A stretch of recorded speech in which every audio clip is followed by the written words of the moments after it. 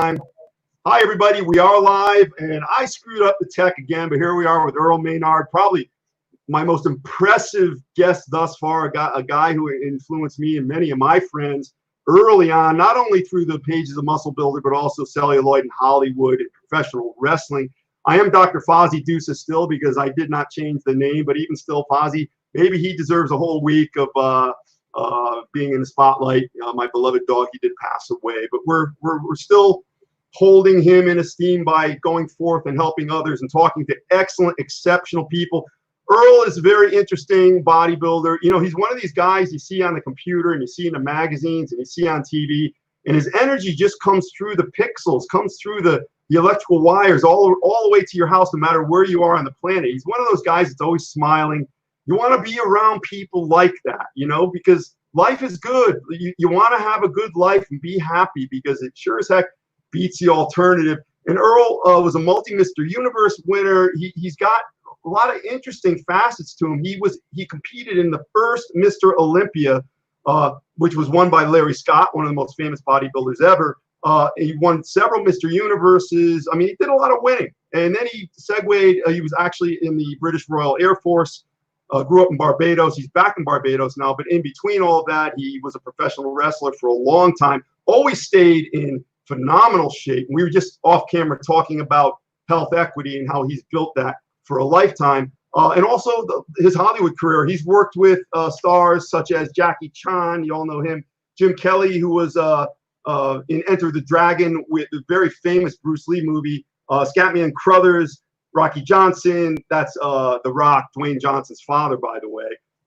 Nick Nolte, Ken Norton, the boxer, Robert Wagner, and Bob Tessier, the very famous scene in The Deep with the running outboard motor, and you know the kind of incongruent chiropractic neck adjustments you guys are trying to give each other. Earl, thank you so much for being here. Thank you for having me. You have forgotten one name, Jacqueline Bisset, the beautiful lady from The Deep. You can't leave her out. Jackie is one of the nicest ladies I've ever met in my life. I had to kidnap her and search her and be mean to her, but we became the best of friends. I got to be careful because she's a beautiful woman. I got to be careful what I talk about with my girl watching. So, you know, but no, yeah, that's another one. And you were amidst royalty, as are you. We've already got some of your friends saying beautiful. Your daughter checked in with a bunch of hearts. Randy Lynn, Ismael Figueroas Mentado. He said, "Guau." G-U-A-U. What is that? What is that, a different language, or does that mean something? G-U-A-U. You can see it right there. I missed that, honey. No, nothing on that. Hi, Betty. I missed that statement. Oh, it was Ariel Tiger Johnson. Garau. I don't know what that is. I don't know what that means. We'll find out. He's speaking in code. That's okay. And your daughter, Sandra Maynard Jones, beautiful woman. She's here. Oh, there she is. You have a very wonderful My firstborn daughter. Wonderful firstborn daughter. You have one daughter? No, two of them. Oh, no, two beautiful ladies. Don't forget the other one. Firstborn. That's my fault. Beautiful. And no speak Spanish. No, I don't. No, not me. We have some people here. But Ishmael, I'm sure you're going to get something out of this anyhow. So, of course, you know, we talk about longevity here, and but all the people who enter our portal of communication are from the fitness or acting or bodybuilding world, exercise world.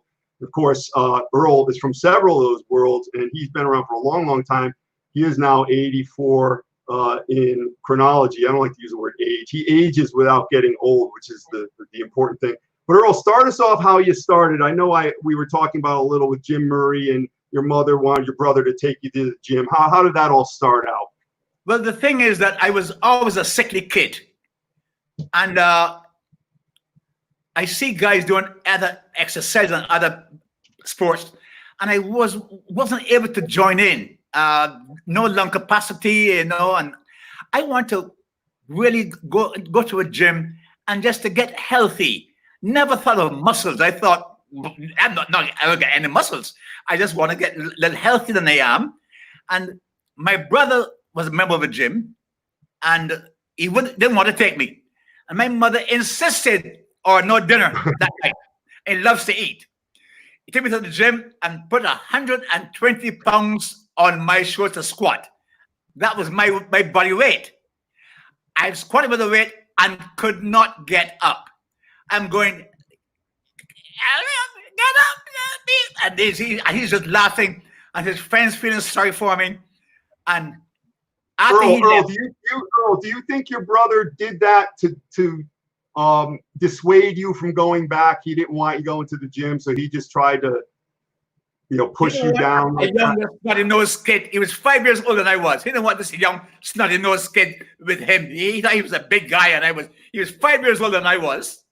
And but a friend of the owner saw me on the side, said, "Earl, your brother comes on a Monday, Wednesday, Friday. If you come on a Tuesday and Thursday, I will help you." I said, fine. And that was the start. My entire goal going to that gym was to get a little stronger and lift 120 pounds. That was my ultimate goal. And when I started pressing it, I thought, I'm not going to squat with it. I'm going to press it after a while. Good. Did you find that you had good potential? Like, did you respond quickly to the weights, and did your diet change with that at all? What was that like? Yes. My mother insisted I get extra milk, extra eggs, and good vegetables and so on. My mother was very, very helpful. She wanted to see her youngest boy stronger and healthier. Wow, so she really, really was instrumental in helping me to get better nutrition. So I've always had wonderful support from my mother to my wonderful wife. Women have always been good to me. Wow. Hey, listen, I'm a marketer, so maybe we should write a book on that. How to get women to be good to you. Yeah, that could be a bestseller. Hey, Earl, let me ask you, at that age and on the island, what was, because we're talking almost 70 years ago, the 1950s. What was the attitude of the general population of lifting weights and gaining muscle? What did people think of it? Very popular in Barbados, bodybuilding. Very popular. The Mr. Barbados competition with 33 guys competing. Wow. And we've had weightlifters who competed in won the British Empire Championship, and we had fantastic weightlifters. And we had the Roy Callender, Albert Beckles, all from Barbados. Roy is a guest on the show next week. Roy Callender. Yes, Roy from Barbados and Albert Beckles. Yes, Roger Thorne, who now lives in Canada. So we've had, but although Roy and Albert Beckles never really competed in Barbados, they made their names abroad like I did. But I won the teenage Mr. Barbados. Wasn't Darcy Beckles from Barbados? He's from and Darcy Beckles as well from and Patrick Nichols. Oh, Patrick Nichols, I remember him too. Wow, they're great. We've had a wonderful group of Barbadian bodybuilders internationally over the years. Yes, we have. Very popular sport even today. After 1 year, you won the teenage Mr. Barbados. You were 18 years old. It was 18 months. It was 18 months after I first competed. And you happened to defeat your brother in that contest. How did he feel about that? He came third. And years later, when I want to make him angry, I'll bring it up to him. And he would get so upset. He's still around. He's still alive right now. Is he really? Yes. Are you in contact with him? It's not that good, but he became one of my biggest fans. Oh, good. Big supporter. I think it's important we talk about Jim Murray and who was he and what was his influence on you? How did he, what was his attitude towards you at the beginning and then later on? People want to hear that. I had just arrived in England, and Jim Murray was going to come with Reg Park to give a little talk at the YMCA. Now, we knew who Reg Park was, and we knew Jim Murray was a top bodybuilding coach.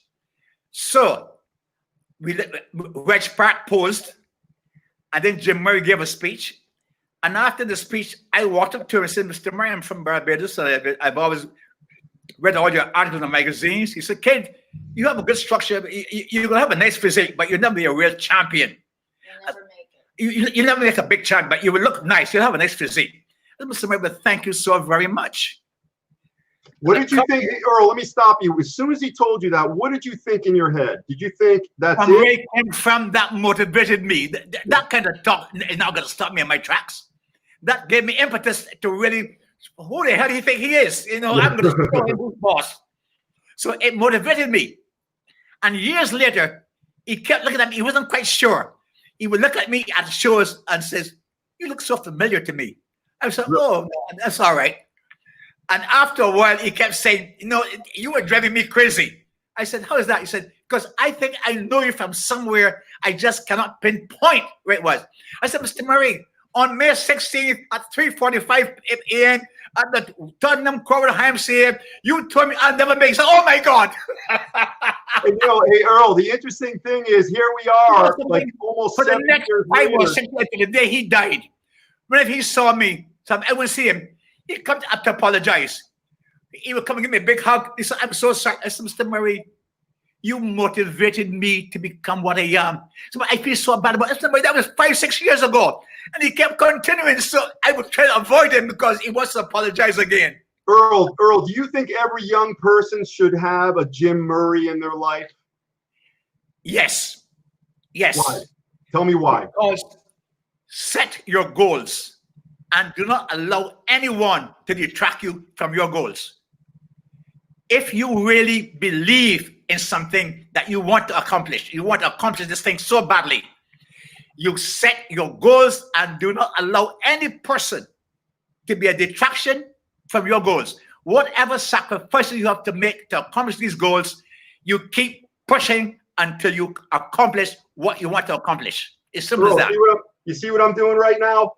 Yes. You're getting me so excited. I feel like I'm so glad. I'm glad you motivated me. You got my wife driving me crazy about my producer. So I'm glad you're still training. No, you know, really, it's very invigorating because would you say that there's a tendency for people in general who are really successful to sometimes, maybe because they're not true champions in sport or life, to discourage young people? Do you see that a lot? It is easy to slacken if you lose sight of your goals. But you've got to, in training. Hold on, Earl. We've got your favorite son-in-laws watching you, Dwight Jones. Oh, yes, one of my favorite son-in-law. I have 2 of them. Hello, Dwight. Dwight, yeah. Is he in the Reverend Dwight Jones, if you please go watch your language. He's a minister, the Reverend Dwight Jones. Is he in the? Wonderful son-in-law. Wonderful. Is he in the military? Some type of military? Ex-military. So is I. I mean, I'm ex-Royal Air Force. This is a wonderful husband to my daughter. Really a fantastic individual. I love him to death. We've got Greg, a good member. Looks great. The Deep was a great movie. Yeah, Greg, we're going to talk about that. And Earl definitely projects much younger than his numeric age. We don't worry about that. So going back to Jim Murray, I got you here. There's a great site called Muscle Memory. It has like everybody, all the big time guys, competitive history. The first year they have you down, 1958 Mr. Universe, Nabba Tall. Now, was that your first headway into the big time after winning the smaller contests? 1958. Let me a little story about that. When I was invited to come to England to compete in 1955, Mickey Haggerty won the Mr. Universe that year, and he brought Jane, and he won Mr. Universe. In 1958, I won my height class, and Mickey came with Jane Mansfield. Oh. And Jane presented me with my trophy for winning my height class and 2nd overall. So 1958 was a big start for me. Wow, that really is. Yes. What was your, at that point, what was your goal with bodybuilding? Where did you see yourself going? I want to win the overall. I want to win the overall. My height class was fine. At that time, it was short, medium, and tall. And the 3 winners compete for the Miss Universe. Not like now. You have 3 class winners. Class A, 5 up to 5'6". Class 2, 5'6" to 5'9". Class 1 from 5'9" to 6 feet.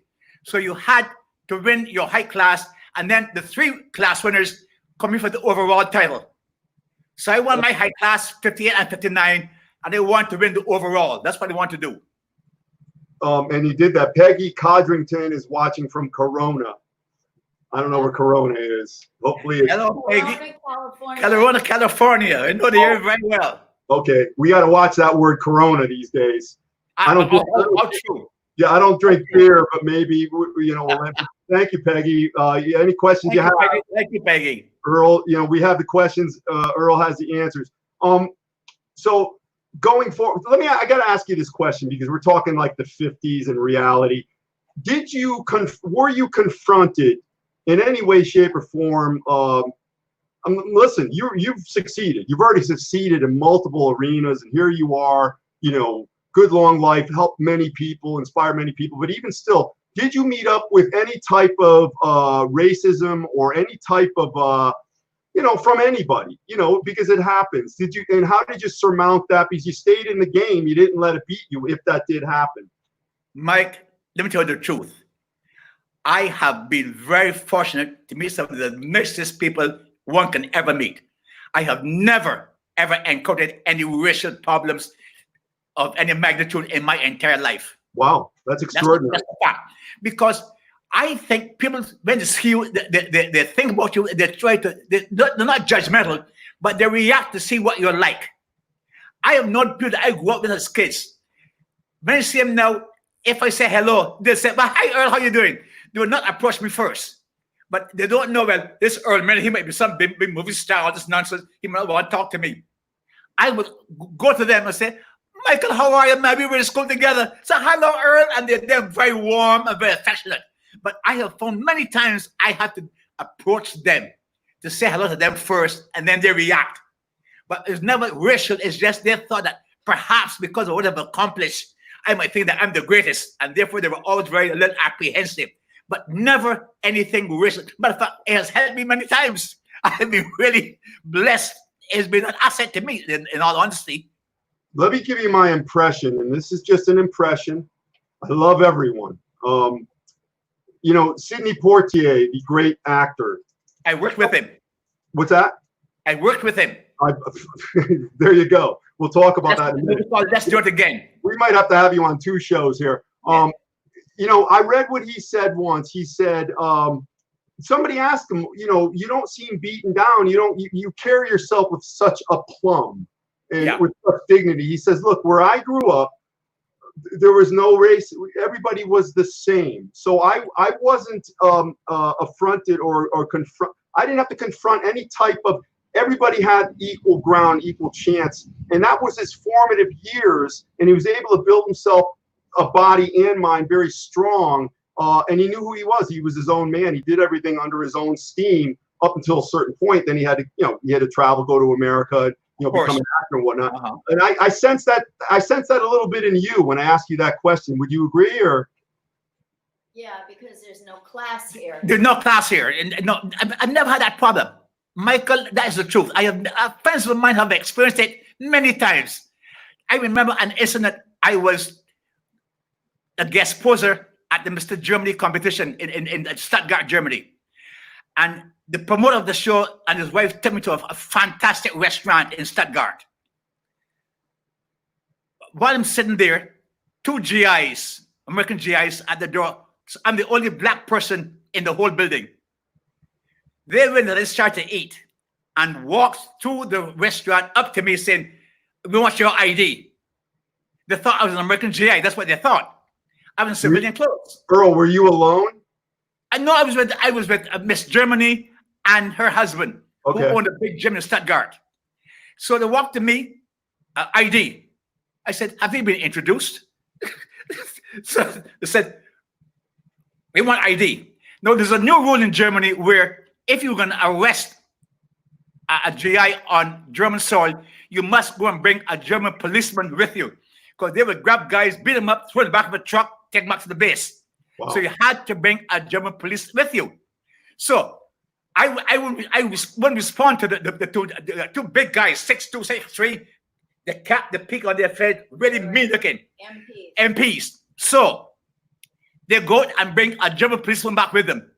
Meantime, the band stops playing because they all know who I am. They know I'm there as Mr. Universe and present the award to Miss Drip. They all knew that. But the GIs didn't know that. The GI comes in with the German policeman. Little short German policeman. He walks up to me. Guten Abend, Herr Maynard. Wie geht's, Junge? To me in German. I'm to him in German as well. He says, what is the problem, you 2 men? This is not one of your soldiers. This is Mr. Universal. This is Mr. Universe in German. This is I share the man here for Mr. Competition. Why are you bothering this man? And this guy was so embarrassed as they were walking up. The band played, "I Can't Stop Loving You." This guy was so embarrassed. That's the first I heard that song played. "I Can't Stop Loving You." Oh my! It was hilarious. Hey, Earl, you know, so far in my life, I think you're probably the truest iconoclast I've ever come across. Iconoclast is a person who does not adhere to societal norms, meaning most people would respond very adversely. Here you are singing a tune for the guys as they're being let out. I just said the whole band singing, the band and the orchestra. The whole restaurant was singing, not me. Oh, no kidding. That's right. You bring love and music everywhere you go.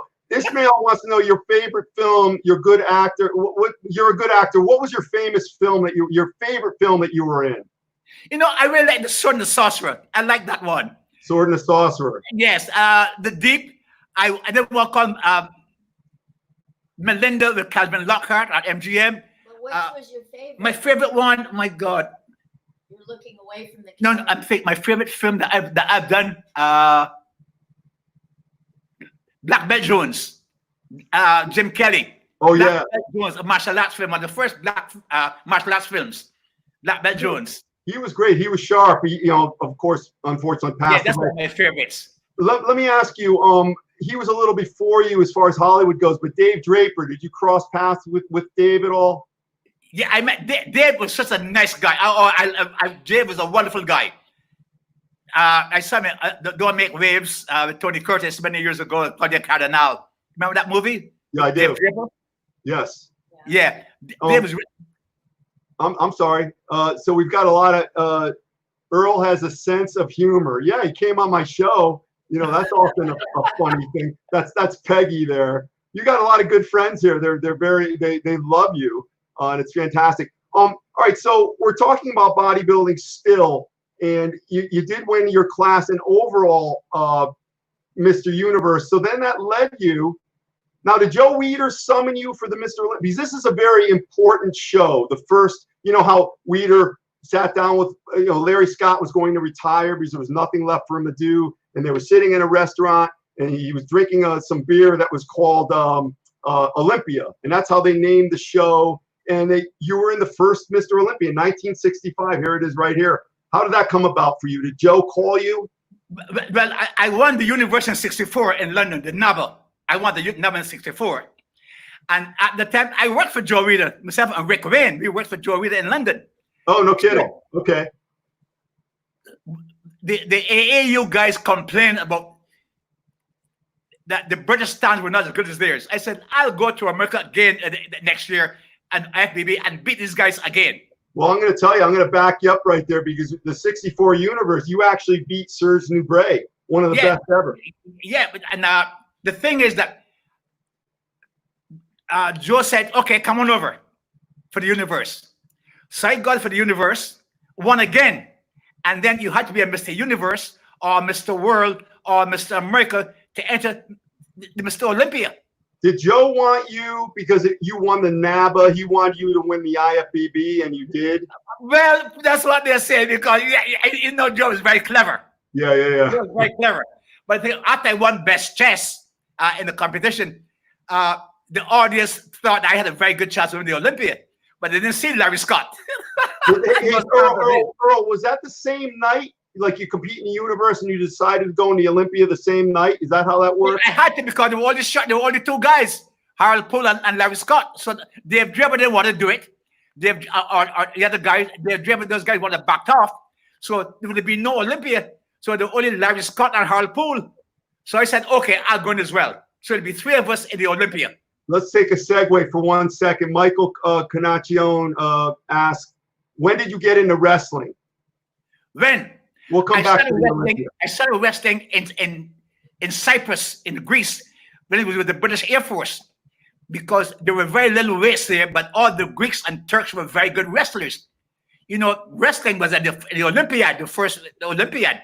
Yes. So they were very good Greek and Turkish wrestlers. So I started to learn to wrestle collegiate wrestling and amateur wrestling in Greece and Turkey. And the Collegiate promoter saw me there. when you say collegiate wrestling, you're talking Yeah. like Greco-Roman, like the real deal. Greco-Roman freestyle, yes. Right. So a British promoter there on vacation saw me and said to me, how much longer do I have in the military? I told him. He gave me a contract to wrestle in England on my return from my military service. Wow. So I started wrestling in England. And then in England, I'm wrestling in Germany.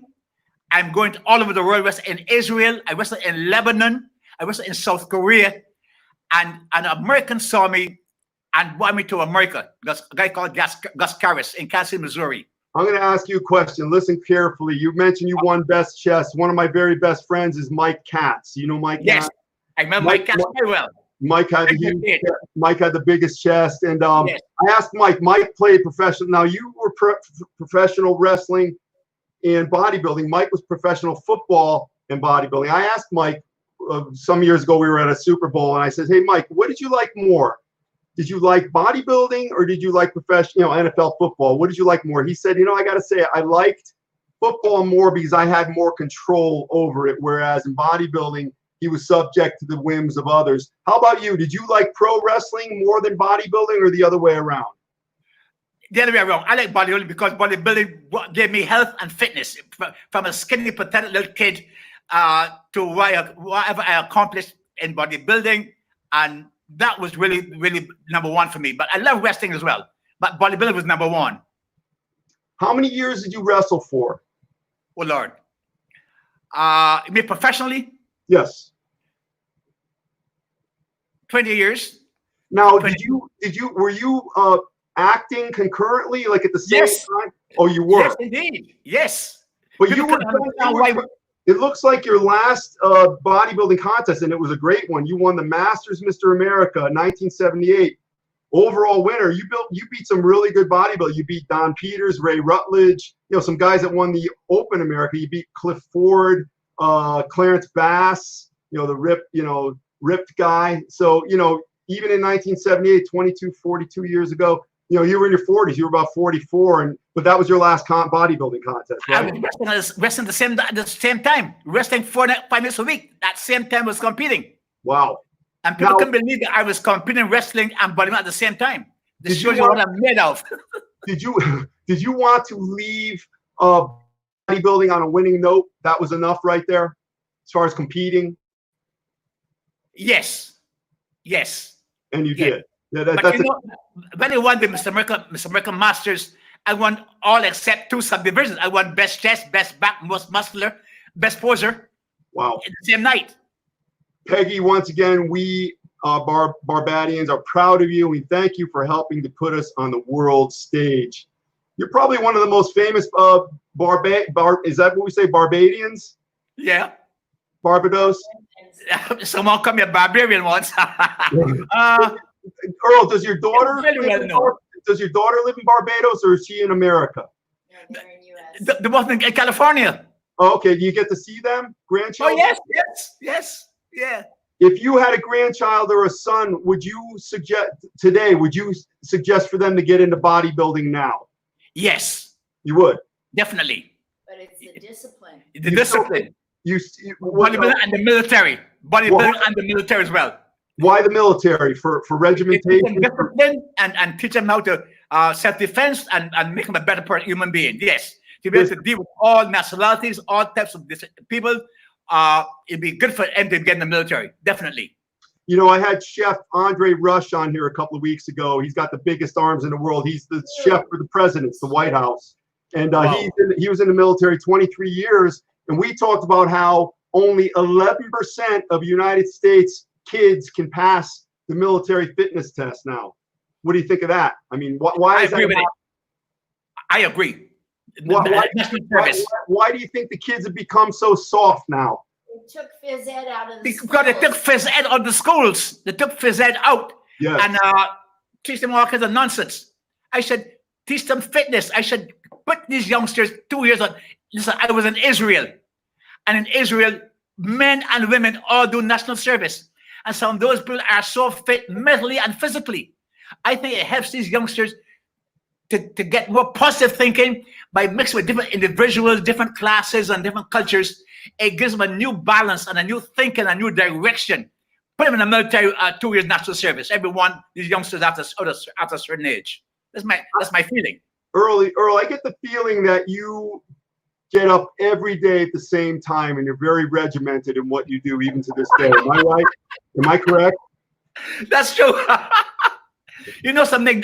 Listen to me. During my time in the Royal Air Force was 4 of the best years of my life. Wow. Military in the British Royal Air Force. I'm telling you.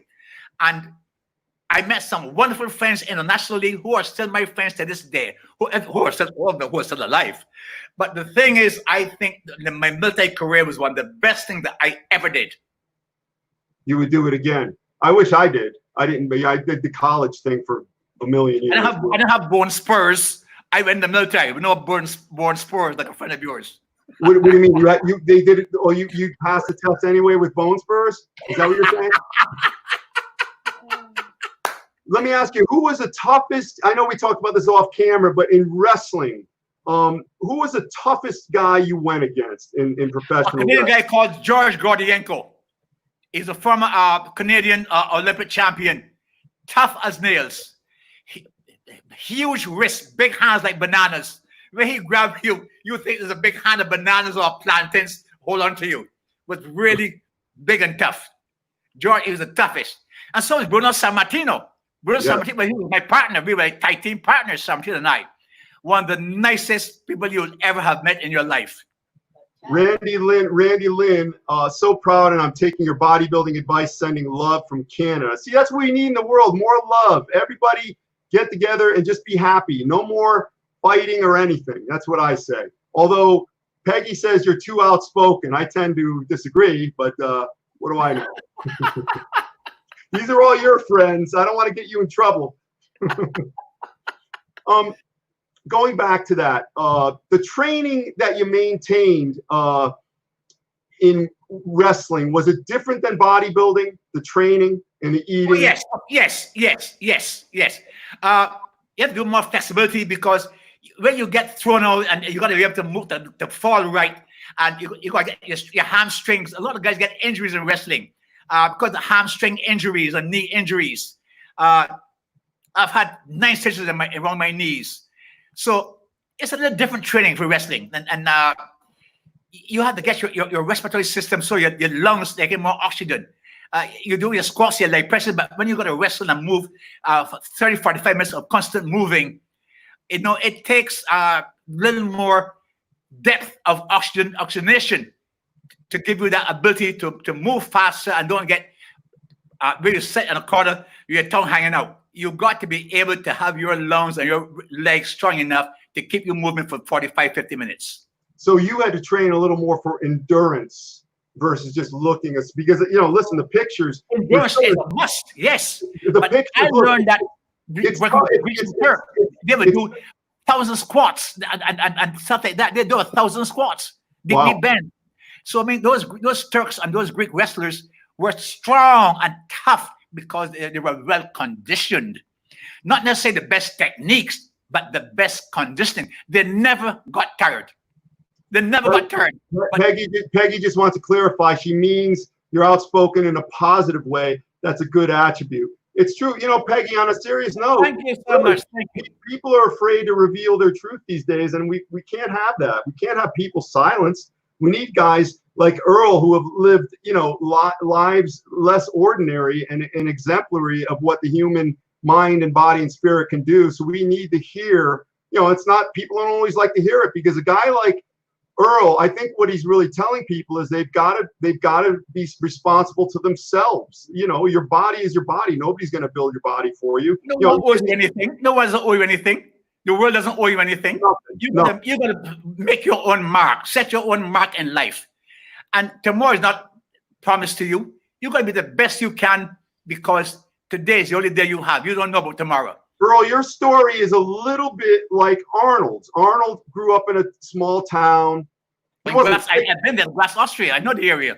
Yeah, we'll just recount it real quick. He wasn't a sickly lad like you, but he did get beat by sticks by his drunken father, so he had to get out of there. Yes. And he had all these goals. He wanted to be the top bodybuilder. He wanted to get rich. He did it in real estate and movies, top movie star, not really actor, but movie star. And then he became governor. And Frank Zane told me when Arnold was 21, he told Zane he was going to be governor way back then. So he had all these things plotted out, like we talked about with you, why you had this resolute drive as a young man on an island. And then you went to all these places by yourself. You went to Britain. You went in the Air Force.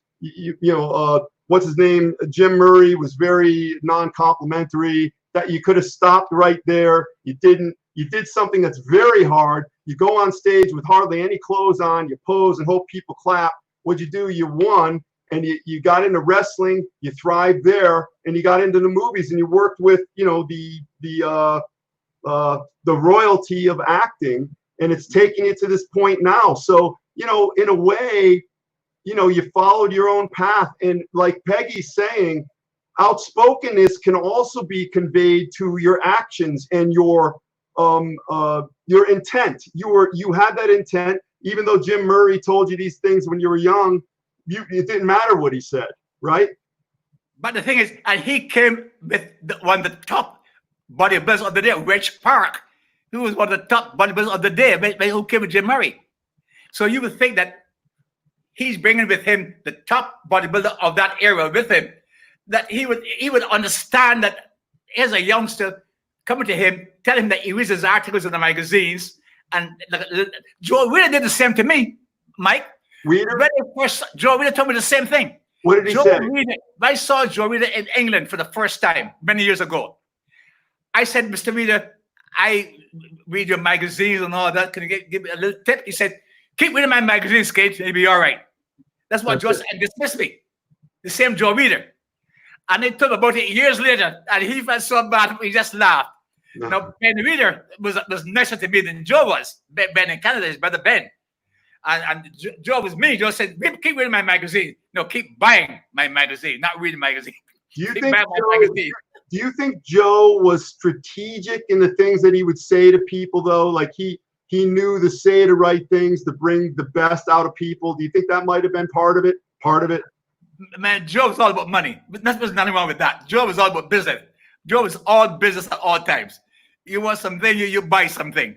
And so, I must say, though, that Joe really brought bodybuilding the way it should be.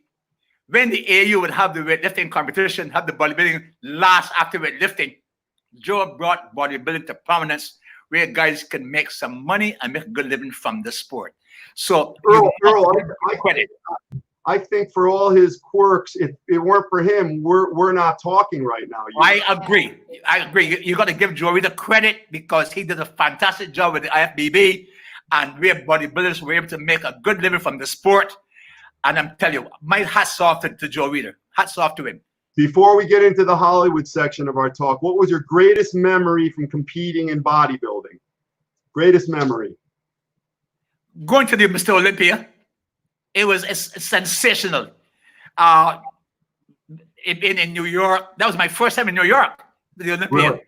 And were you nervous when you walked into the Brooklyn Academy of Music? Were you alone, number one, and were you nervous and you didn't know what to do? Nervous. I couldn't wait to get there. Nervous. I could not wait to get there, my friend. I was what? I was frothing at the bit. I want to get there and do what I have to do and get the hell out of there. So no. Not nervous at all. Nervous? You going on stage with the top in the world, your competitors, and you want to beat the hell out of them? Nervous? I couldn't wait to get on that stage. And the crowds were really huge back then, weren't they? Huge. But listen, I was amazed at my reception. Do you ever see a film about the Mr. Universe, 1965 Universe? You ever saw that old film? No. What's it called? What's it called? The early years, the first Mr. Universe contest in New York. I'll look it up. Oh my God, to see it. And when I posed, my reaction to the audiences was different because I posed differently. I was different type of music. I was one of the first guys to smile at the judges. I got to read something about you that was in this article that I posted. When you came out and when you won that first show, the judges were shocked at your flamboyance. So what was that all about? What did you do? Because I posed differently to the guys. Posed differently. Those guys stood up. I smoothly. A lot of those guys follow my posing routine. Let me tell you this story. After I won the universe, I was impressed with Frank Zane. Very impressed with Frank Zane. And I come to the side. I said, Frank, may I have a word with you? He said, sure. I said, Frank, Frank won best legs that night. I said, Frank, when you first came to this contest, you were the one person that I was concerned about. And he just smiled. I said, Frank, I watched you posing. You pose too fast. You work hard. You go and he said that about you? He said that about you? He said that about you? No, I'm telling this to Frank Zane. I'm telling this to the contest. Okay. I'm telling Frank Zane this. I said, Frank, you have a good physique. Slow your posing down. Wow. And I said, you work hard, you train hard in the gym, you diet, and you're in a hurry. You got to the stage, take your time. When the judge is writing those down, hold your pose, let him see you. And angle your pose so that all the judges can see you. Don't just stay in the middle and pose directly in front of you. Angle your shots from end to end. You know, Earl, that's really amazing because he became known for his posing and knowing how to position his body to greatest advantage. And I'm looking at that same night of the Olympia, the 65 universe. You won your class. Zane won his class. Rick Wayne, but you beat them both. You saw my posing? You saw my posing? That's 65 universe. You saw my posing routine? Yes. Did you see it? How I posed? Yeah, I looked it up. Yes. Yeah. Right. So the thing is, I shifted my pose to each judge to see me directly. Yes. And back again. So I thought like this. Then later, at Gold's Gym, we went through the routine. He won the universe in London, and he thanked me for it. Oh, no kidding. Wow. He thanked me for it because that's all I had to do. Slow. He beat Arnold at one point. Frank Zane did. Yes, that's correct. 1968. We're going to come back. Slow those poses down, and you'll beat the world. We're going to come back to the Olympia in 1 second, but Michael has another question. How do you train now at your age, Earl? I'm doing more cardio more than weights. I'm doing more cardio now than weights. Walking and good nutrition. That's the key. A moment on the lips, forever on the hips. No, the thing is, good nutrition is the most important factor. People want to know, what's an average day's food look like for you? An average day eating from morning and night. Lots of protein drinks, lots of food from the gardens. Nice. Bright colored vegetables, very little meat, a lot of fish, chicken, but mainly a lot of squash, tomatoes, carrots, beets. Those are the foods that I mainly love to eat.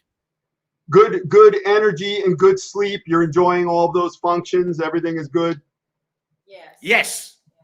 Important. Important, because when people get older, they expect to break down. They expect to experience cell death and aging, and you don't have to. You can feel like a kid until the very last day if you do these things. Going back to the Olympia, you're backstage with Larry Scott, and who was our second place? Harold Poole. Harold Poole and you. So are you guys you talking to Larry Scott? Is he a nice guy, or is he? He was very, very quiet. He was very quiet. I saw him years later in LA. He was selling life insurance, and I couldn't believe it was the same guy. He looked like lost all sides. Yeah. I couldn't believe it was him. They didn't recognize him. But what, Michael, let me tell you something. And this, God's my judge. I've never taken steroids in my life. Wow. Never once. Never once. I keep telling these guys, you're thinking about bodybuilding, I'm thinking about health. And remember one thing, you're older a lot longer than you're young. Yeah, I never thought of, what I say? I say I have a lot more years behind me than ahead, but that's better. You're older a lot longer than you're young. That is right. And when these guys are getting this quick fix for now, and then later on, I remember Flex Wheeler, I was seeing him in the gym, all this stuff. I thought, something's wrong with that guy. All these guys, I said, look, I'm not criticizing anyone, but I have never in my life taken steroids, and I'm very anti-steroids. One top guy bodybuilder said to me to my face, Earl, you cannot go to the prom without makeup. You gotta have steroids. You gotta Earl, go to Earl, let me ask you a question. Back at that time, because steroids, there's different adages in the literature as far as when they came on the scene, around 1959. It might have been prior to that, but they're around in the 60s. Did you ever feel any pressure to use them? Like, Weider liked his competitors to be real big. You know what I'm saying? Did you ever get any pressure from anybody? Mike, listen, a person convinced against their will is of the same opinion still. They cannot convince me to take any steroids. Who do you think I am? From where I came from and what I've accomplished, you're going to tell me what to do? No way. I was proud of the fact that I did it the natural way. That's why I think I'm so healthy at my age. It's probably true. I don't know about it. Most of them who took a lot of steroids. You should see some of them now who is still alive. Yeah. Paul is dead. Scott is dead. Half of them is all dead. All the guys who told me they take steroids are all dead and gone. I'm still around. So therefore, one guy said to me, "You're gonna die sooner or later. It will be from steroids." I couldn't believe these guys tell me that straight to my face. You're gonna die sooner or later. Could be from steroids than from anything else. Fine. You're gonna take those steroids and die early, but leave me alone. Earl, what made you, when you're going through a set, like, I hear all the Mr. Olympias now, like Dorian Yates, Ronnie Coleman, to get those last few reps, they would say things in their head like, if I don't get this set, my family will die, or it's like a gun put to my head. What pushed you to get that development? Because you had world-class development. What drove you to, most people go to the gym and it's kind of just like, they're just spending time there getting a sweat going, but you had to go way beyond that as a top champions have a different element. I want to be the best I could be. I want to be the best I could be. I didn't go to the gym to talk and talk nuts with guys. I went to that gym to work out. I had goals I wanted to accomplish, and no one is going to deter me from those goals. So when I went to the gym, I didn't go to mess around, no lot of gossip. I went there and I worked out hard and the best I could. I didn't overdo it. No. I did not overdo it. Because I knew I got injuries. In your best condition, what was it? How long was the train? Were you doing the, I know guys trained a real long time back then, like 2-3 hours. Were you doing like 2-3 hour sessions, 6 days a week? Mike, this is the truth. I made my best gains training 4 days a week. Mondays, Tuesdays, off Wednesdays, Thursdays and Fridays, off Saturdays and Sundays. I've never been in the gym more than 2 hours. Never worked in the gym longer than 2 hours. Wow. Including a shower. That's enough. What for? I think you made more gains when you rest. When you work hard and you rest, you get that development. I made my best gains 4 days a week. Who was your best training partner? Did you train with anybody over the years? I had many of them. I have many in England. Rick Wayne was one of my partners for a while in England. But I had favorite bodybuilders I tried to emulate. Bill Pearl was my favorite bodybuilder. Pearl, yes, great. And because we were similar size, and when they competed against him, and we had the same tattoo on the same shoulder, I said, "Mr. Pearl, you are my idol, He said, "You're my idol, are you coming against me?" Bill was very gracious, but he won't come on the podcast because he says, well, he says, nobody wants to hear me. I'm just boring. Go with the young guys. He said, go with the younger guys like Earl Maynard. Hey, it's a perfect gentleman. One of the nicest people you'll ever meet in your life is Bill Pearl. Truly a good, genuinely. I'm glad I met him. He's yes. a little unwell right now. He's still writing and whatnot, but I think he's 88 now, and he's breaking down a little bit. But he's still doing good stuff and still helping people. So going back to the Olympia, did you know that Scott was going to win? Was he that far ahead? Because I read about how amazing he was. I mean, what was your impression there? Honestly, Scott was not one of my favorite top bodybuilders. He had the big arms and but he was too square. Yes. I preferred Alan's physique, the tapered physique. Well then, it's too boxy. Narrow shoulders, straight down. Yeah, no taper. There's no V taper with Scott, none whatsoever. I thought Hal Poole had the nicer physique than Scott. But Scott had these huge arms, very impressive arms and forearms to go with it. And he did a lot of arm poses. his back was not defined like the other guys. And to me, he was good at the time. He wasn't as good as Olympia. Because this guy had a taper, had a blended physique that was streamlined. Scott was too boxy, straight and boxy. He was one of my favorite bodybuilders.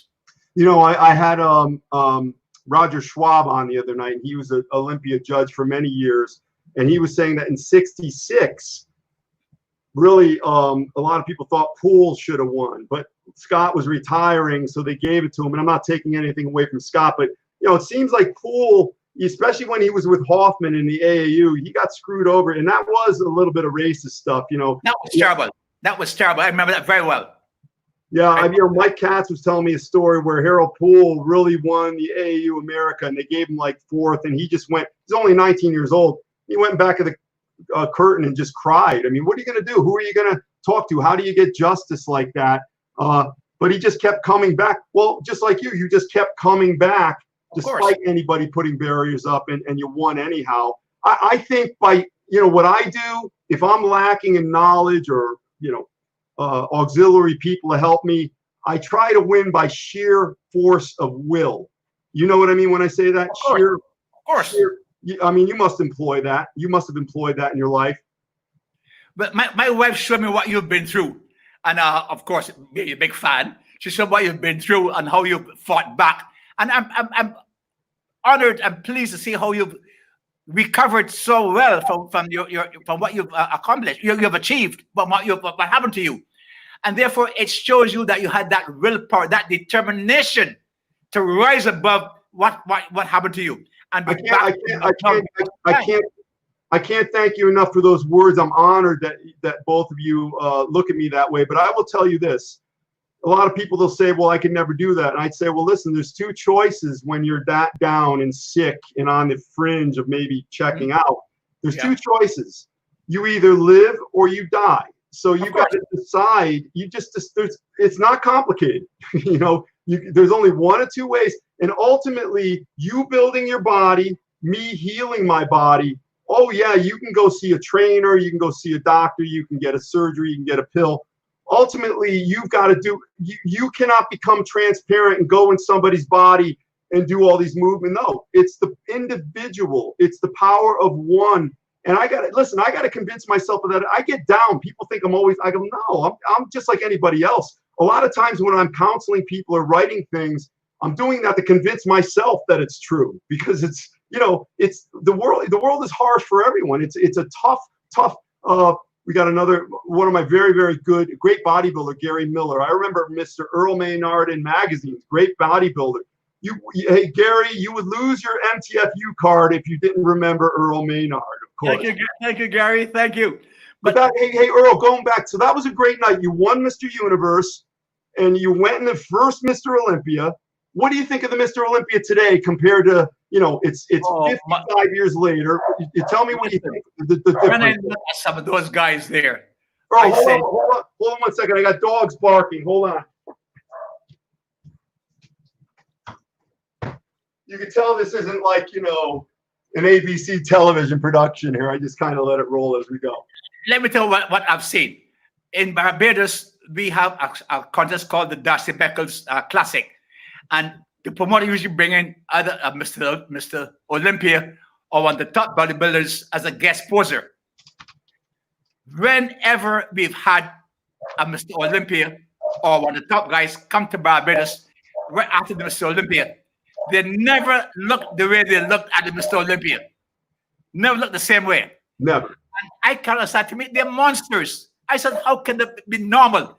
I see some of these guys, I said, my God, what are they ingesting? I said, how are they going to reach old age with the stuff they're doing like this? I mean, they're making good money, which is fine.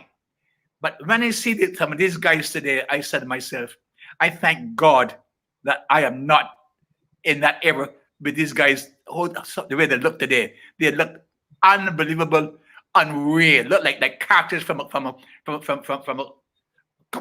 book. Some of them look terrible. Well, I got to tell you, people will not pay to see people like me compete. I can tell you that. But going back to the original question, if you had kids that wanted to get into bodybuilding, you wouldn't want them to get into that kind of bodybuilding.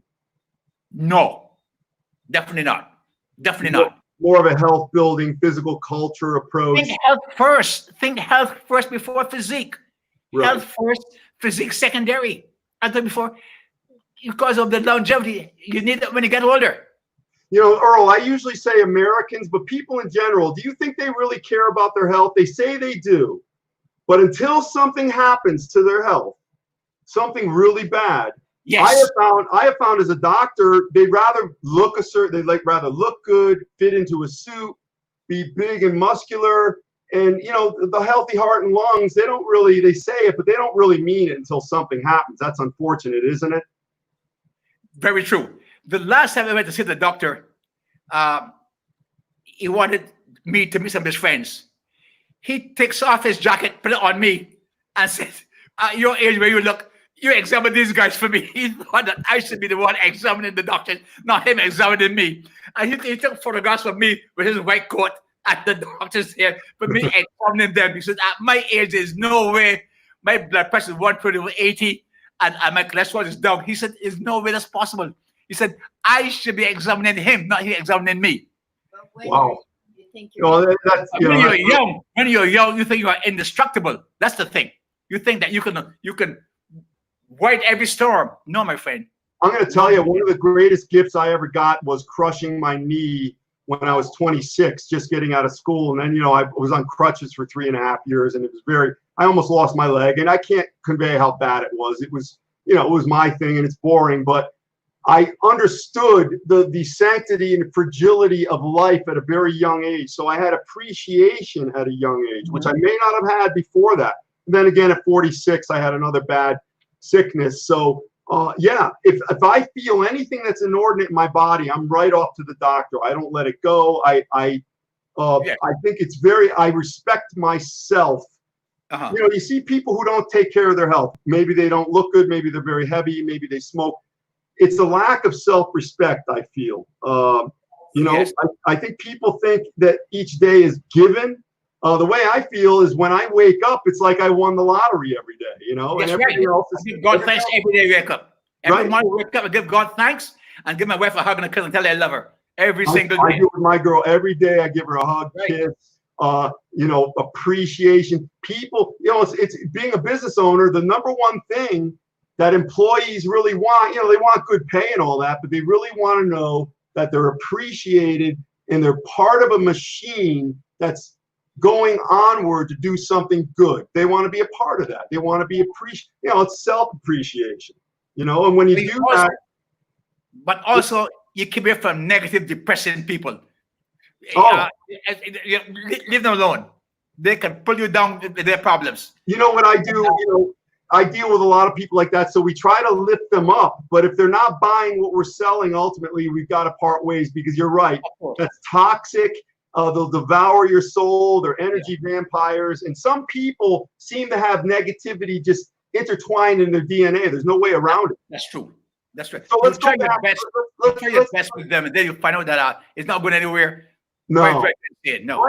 Life is too quick. You know, you got to choose to be happy, even like a crazy person. Worse stuff happening, choose to be happy. Make that choice. You've got to have, I already know you have a very strong mind. To go into, listen, I've done a lot of things. I think one of the hardest is going on stage with very little clothes on, with unforgiving lights, going like this and hoping people clap. So of course, the hard work and sacrifice to get to that point, I know you got some of that. So let's finish off the Mr. Olympia. You were done with that. Did you talk to Joe? Because, you know, you were starting to segue into acting at that point. Did Joe want you to, did Joe mind, or did he care what you did at that point? Or? Oh, no, it was very nice to me. Very, very nice. He gave me a trip to Barbados, an extra trip from New York to Barbados, which was in my plans. He flew me first class to Barbados to see my folks. So, I mean, I can't say bad about Joe. He was nice to me after I won the competition.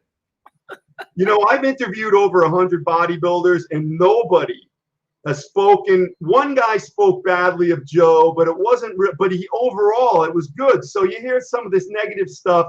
Anybody who rises and is at the top of the game, they're going to be a source of derision. Greg Boyd, great member. I remember Earl.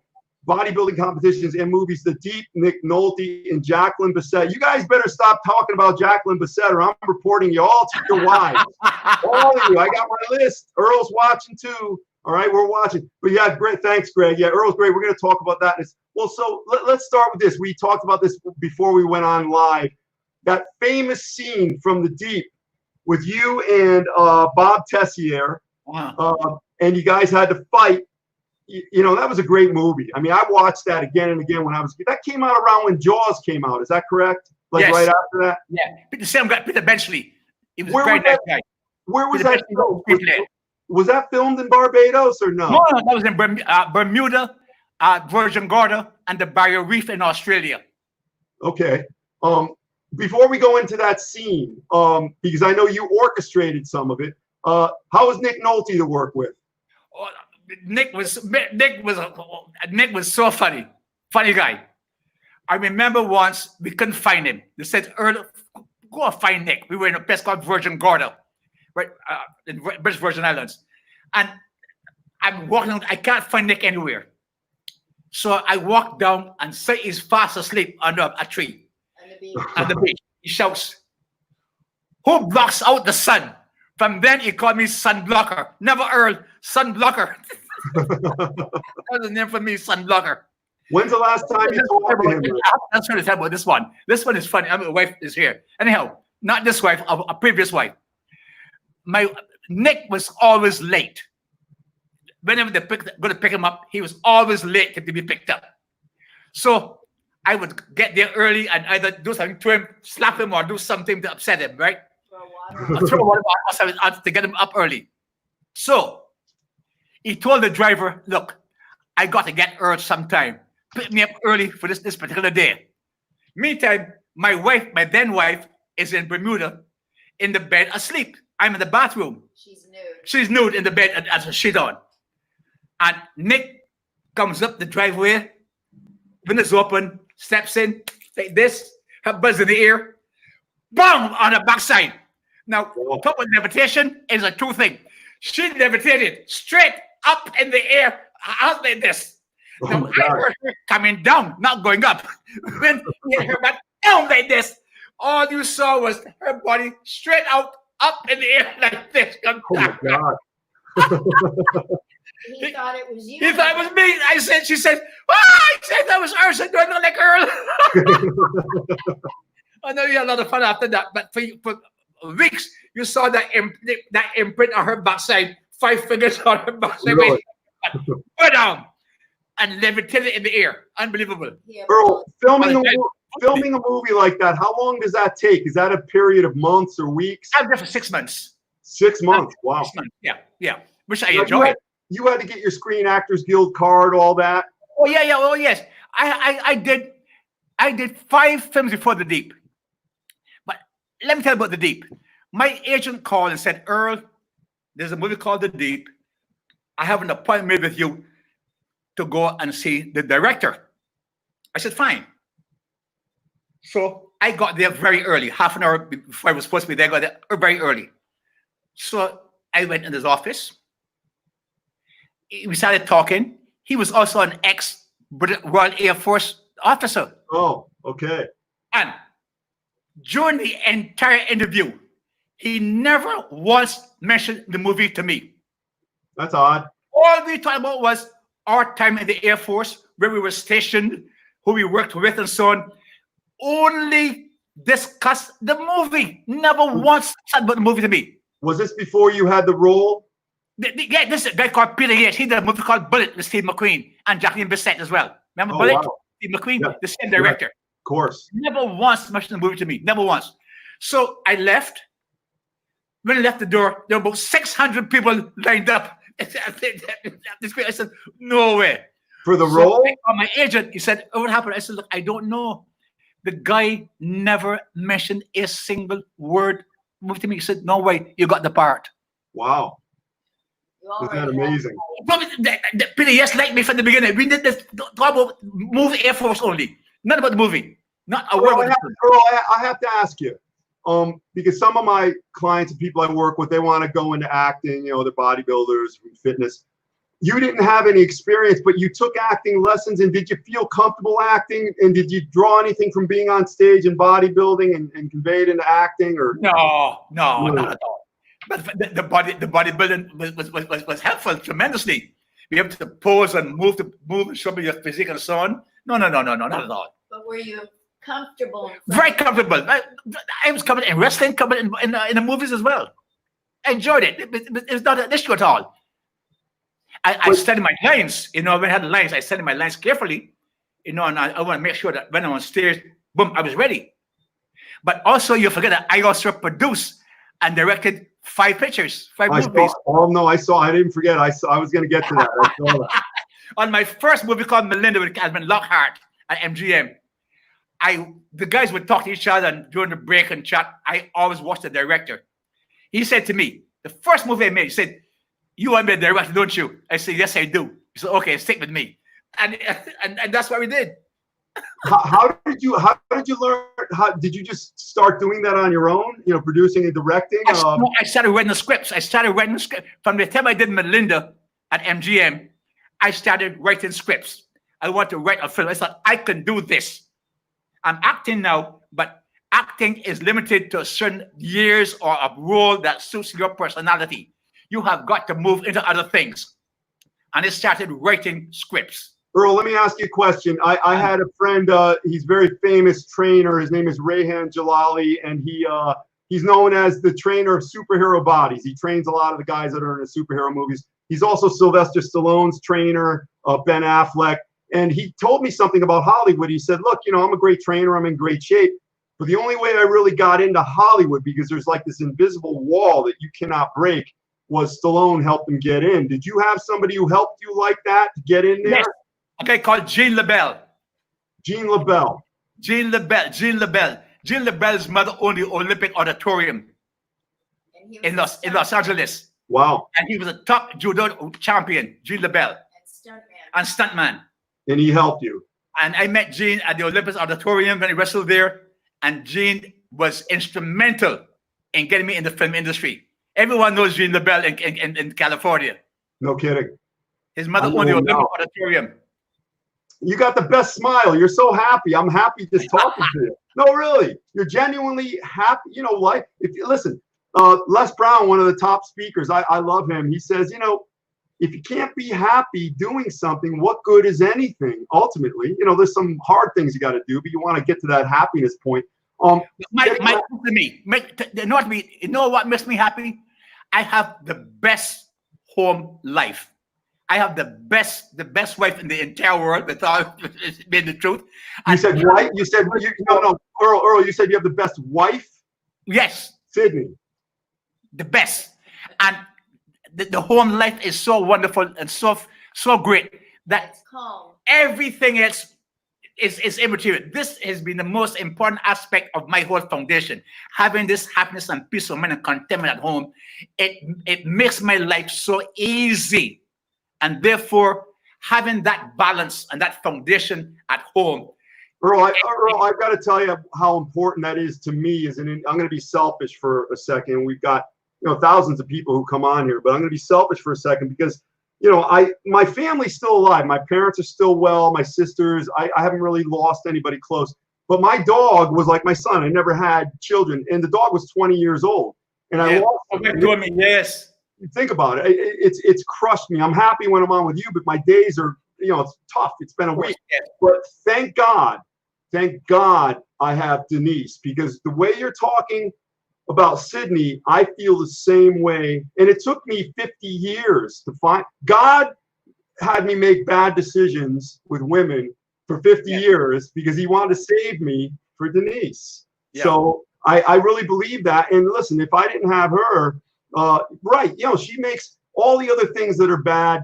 Well, I've got her. So it kind of, all the other things are stupid. They don't matter. Would you feel the same way about Sydney?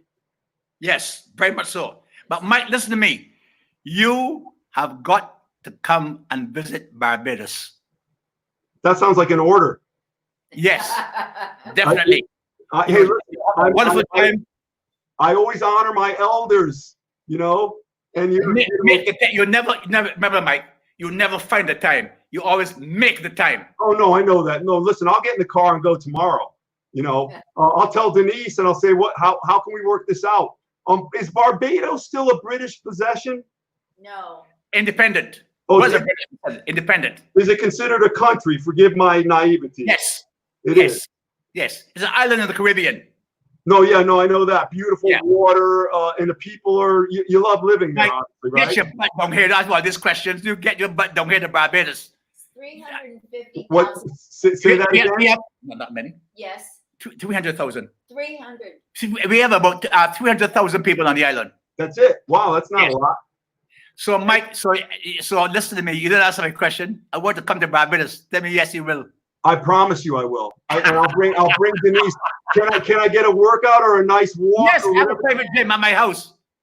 You know, you mentioned something. All you have at the end is experiences. So I would like some really wonderful experiences. Like you can set me up like a boxing round with one of the young guys or something. You know. All right, I'll work it out for you. That's kind of nuts. I want to thank you, Earl. This has really been a lot of fun. Oh, let's just go over that scene though with Bob Tessier and the outboard motor.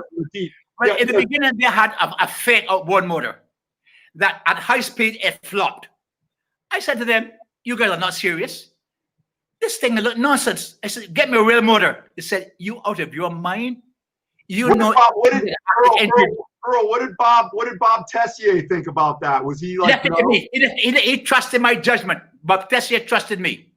Okay. I said, "Get me a real outboard motor, but it has a long shank, so it'll be smooth. And if it's hot, your hand might slip."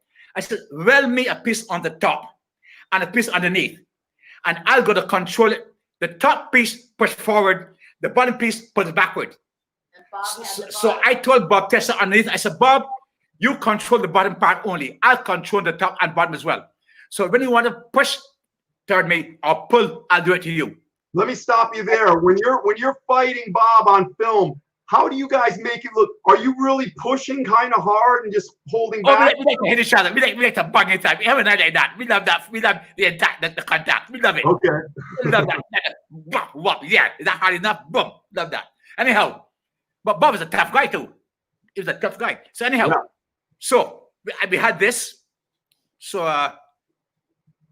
I told them, get me some dust or sand there. That during the scene, look at that on the ground straight go. So it's a real drill going there, not just the top part. They like that. I remember. We went. They did the feed that day. The whole set closed down. Everyone wanted to see this scene with a outboard motor, a real motor, and these two guys fighting with a outboard motor. There was over 50 people. Everybody on the set that day. So we did it.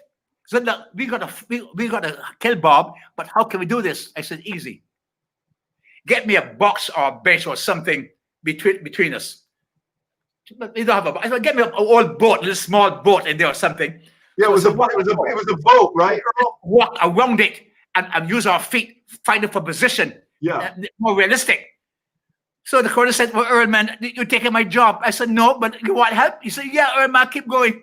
So, by the way, the producer of that film is now part owner of the Warriors.